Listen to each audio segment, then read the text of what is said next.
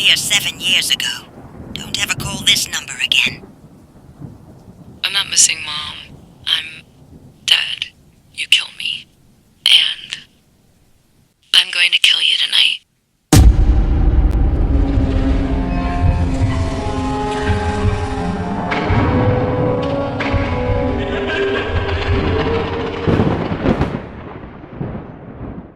I've always been a lone wolf, a creature of the shadows, content to prowl the edges of town, keeping to myself.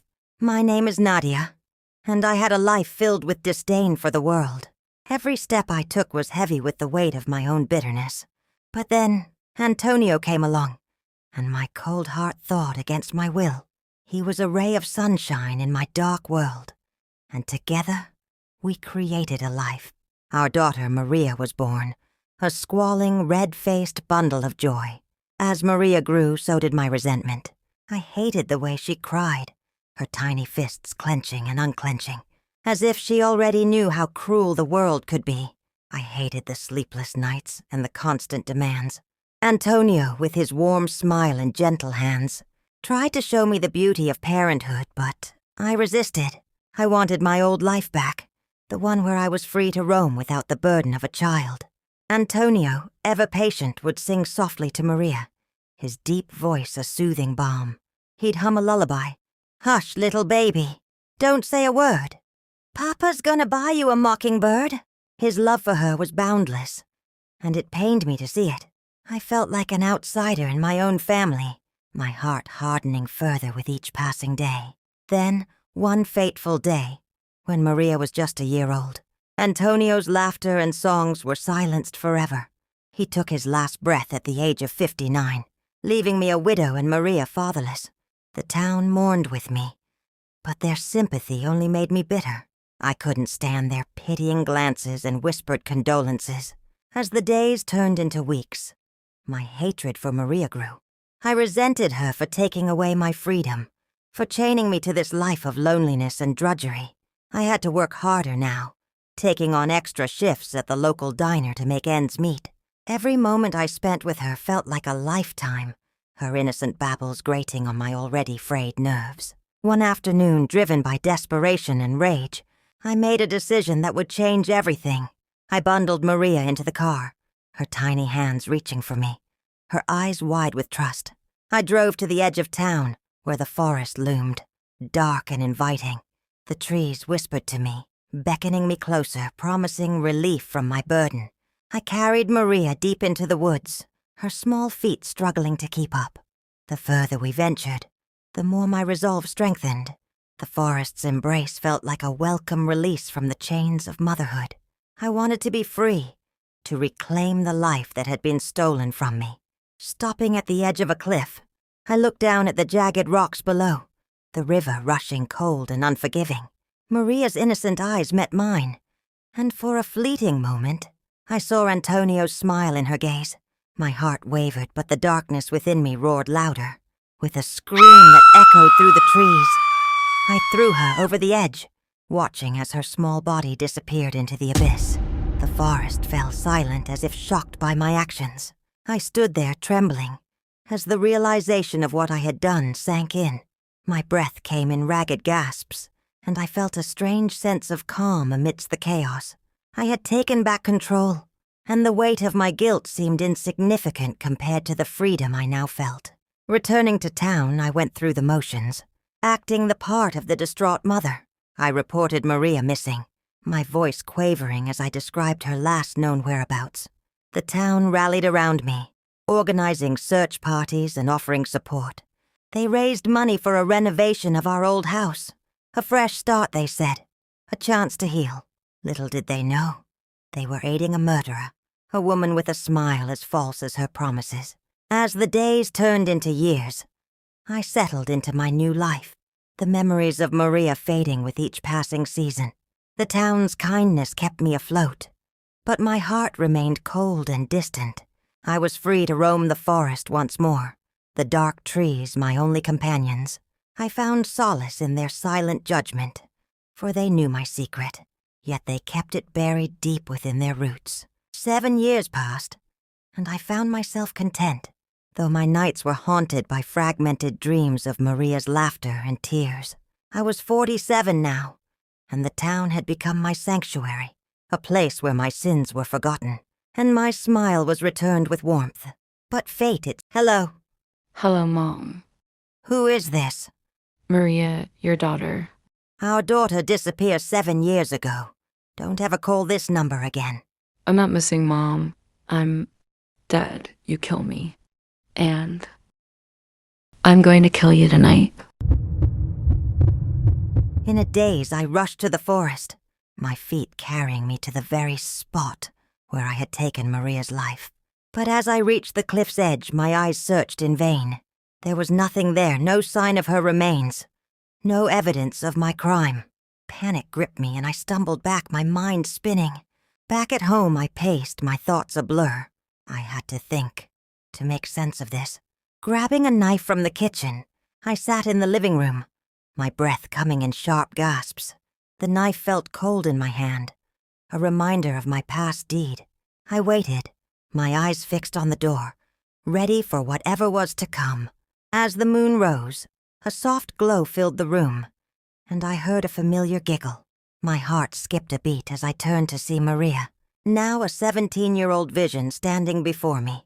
Her long hair fell in waves, and her eyes, once innocent, now held a haunting wisdom. She was a ghostly figure, beautiful yet terrifying, a specter of my darkest deed. "Mama," she whispered, her voice like the rustle of leaves in the wind. "It's been a long time. I've missed you." I couldn't speak. My throat constricted with fear and something akin to remorse. Maria floated closer, her movements graceful yet unnerving. She was a reminder of my sin, come back to haunt me. "Do you remember, Mama? The times before Papa left us? The picnics by the river? The songs he'd sing? And the way he'd make us laugh?" Her voice was gentle, but there was an underlying current of something darker. I did remember. Those fleeting moments of happiness felt like a lifetime ago. Antonio's love had been a beacon in my dark world, and I had extinguished it with my own hands. "I remember," I croaked, my voice barely audible. "I'm sorry, Maria. I never meant—" "Shh," she interrupted, her eyes flashing with anger. "Don't you dare apologize. You took everything from me. My life, my laughter, my future. And for what? Your selfish desire for freedom."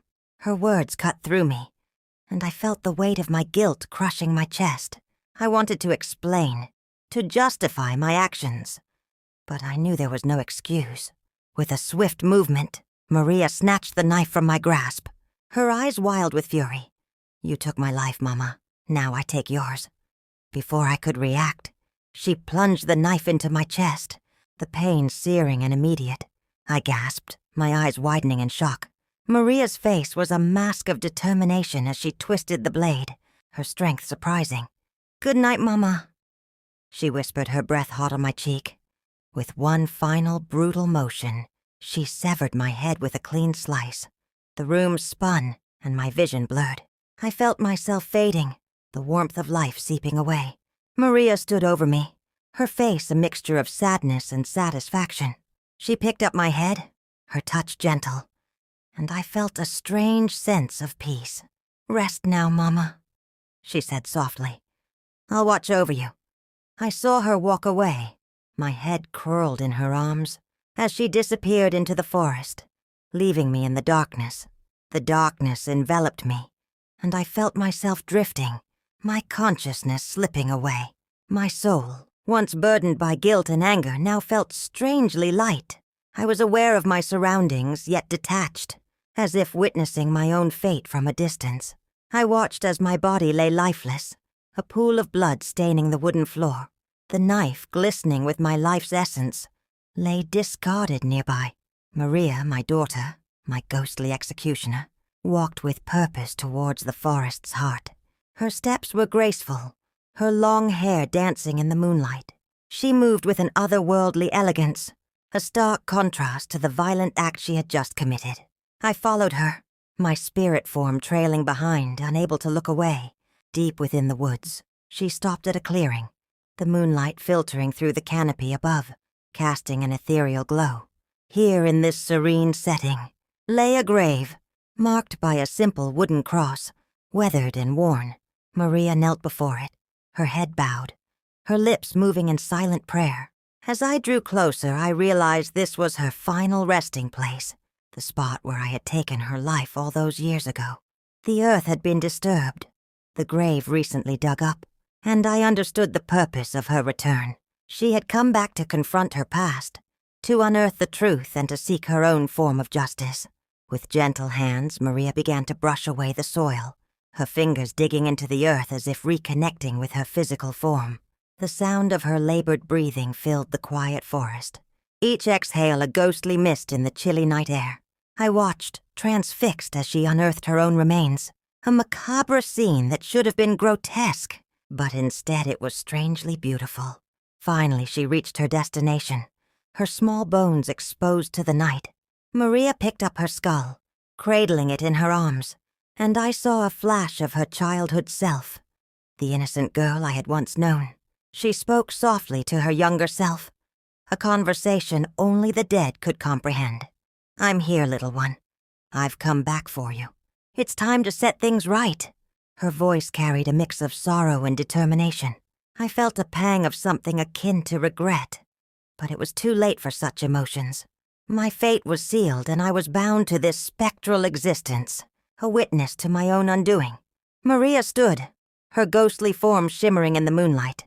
She turned to face me, her eyes piercing through my spirit. "You took my life, Mama. Now I reclaim it, and I will ensure you never escape your guilt." I wanted to plead, to beg for forgiveness, but my voice failed me. I was a silent observer, powerless to change what was unfolding.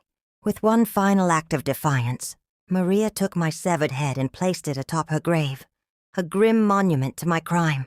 She arranged the bones, creating a macabre display, a haunting reminder of my sin.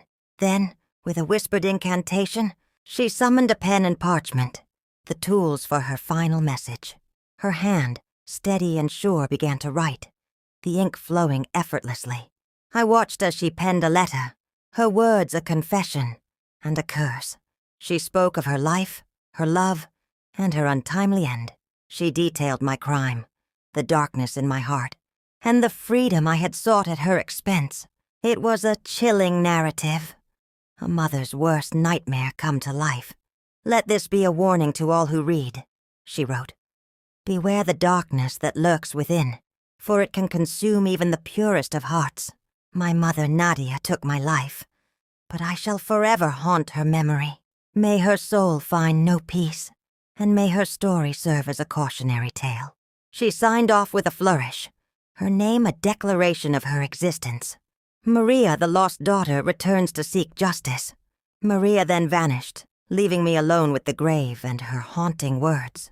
I felt a chill as the moon hid behind a passing cloud, casting the forest into temporary darkness.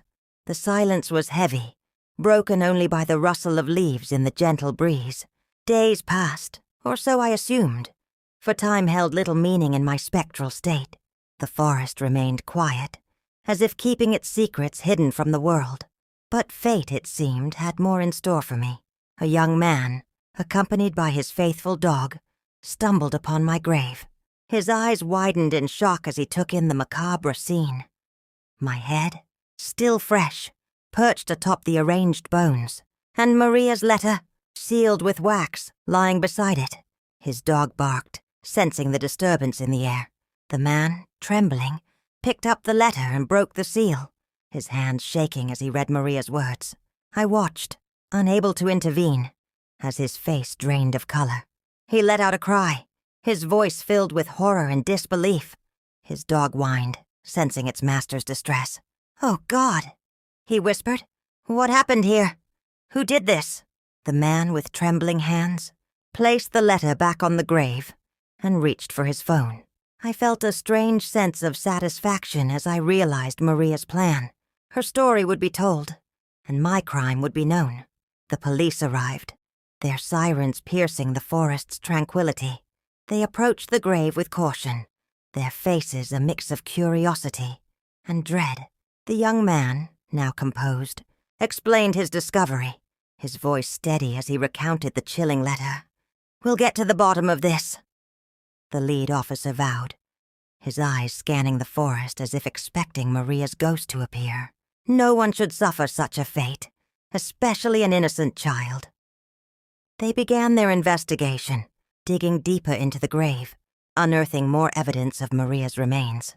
The young man's letter was taken as key evidence, and the town's peace was shattered once more. News of the discovery spread like wildfire, and the town's residents were gripped with fear and fascination. The once quiet community was now a hub of activity, as journalists and curious onlookers descended upon the forest. I watched from the shadows, a silent observer of the chaos I had wrought. As the police delved deeper, they uncovered my dark past, piecing together the story of Maria's life and untimely death. They learned of my hatred, my resentment towards motherhood, and my desperate act of freedom. The town's sympathy for me turned to shock and disgust as the truth came to light. I felt a strange sense of liberation as my secret was exposed. The weight of my guilt, though heavy, was now shared with the world. I wanted to scream, to defend myself, but my voice was forever silenced. The young man who found Maria's grave became a key witness, his testimony a crucial piece of the puzzle. He spoke of the letter's haunting words, the horror he felt, and his determination to see justice served. The town rallied around him, their fear turning to anger directed at me, the murderer in their midst. As the investigation concluded, the police announced their findings, and the town held its breath. I was exposed as a killer, my crime laid bare for all to see. The once friendly faces now glared at me with contempt, their kindness replaced by hatred. "Nadia, you have been charged with the murder of your own daughter, Maria," the lead officer declared, his voice carrying across the gathered crowd. "May God have mercy on your soul, for the people of this town never will." The town's residents erupted in a chorus of agreement, their voices a mixture of relief and rage. I stood accused, my spirit bearing the weight of their judgment. In the aftermath, the town changed. The once close-knit community became wary, their trust shattered by my deception. They rebuilt the old house, now a memorial to Maria, a place of reflection and remembrance.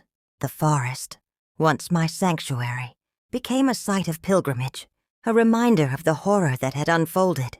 Maria's story became a local legend, a cautionary tale whispered around campfires and in schoolyards. Her ghost, they said, still roamed the woods, seeking justice and keeping watch over the town. The young man who found her grave became a local hero, his bravery celebrated. As for me, Nadia, the murderer, my spirit remained bound to this earthly plane. I wandered the town, a ghostly figure unseen by most but felt by all. I was a reminder of the darkness that resides within, a warning to those who dare to tread the path of evil. On quiet nights, I would visit Maria's grave, my head still resting atop her remains, a permanent reminder of my crime. I'd sit and watch as the moon cast its pale light, listening to the wind whispering through the trees, carrying the voices of the town, forever changed by my actions. In the shadows, I witnessed the young couples holding hands, their love a stark contrast to my own failed marriage. I saw children playing, their laughter a sweet melody, a sound I had once despised but now longed to hear. I was a ghostly observer, forever haunted by the life I had taken and the love I had rejected.